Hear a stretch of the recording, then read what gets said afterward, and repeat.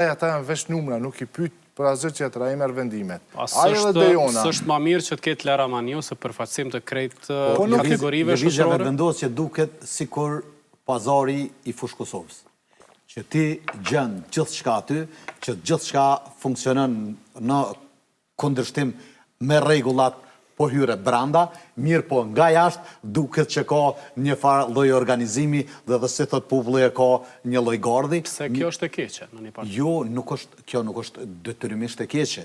Mirë po subjektet politike në gjithë botën profilizohen edhe bëjnë pjesë e saj njerëzit që kanë mendim të caktuar për çështjet më të rëndësishme. Lëvizja vetëvendosje është partia që nuk e morën asnjë premtim. Nuk e ka mbajtur premtimin as për kodin civil.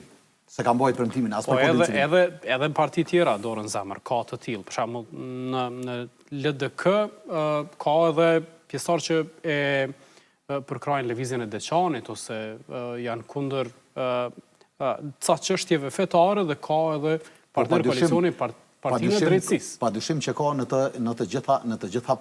të gjitha partitë. Mirë po të jenë të mbledhurat të gjitha shtresat e shoqërisë që kanë mos pajtueshmëri me shumicën e çështjeve, ti mund t'i takosh vetëm në lëvizjen vetëvendosje. Dhe të diskutojnë ashpër ose të kenë qëndrime siç e patëm rastin të gjykata speciale ose ngjashëm thjesht.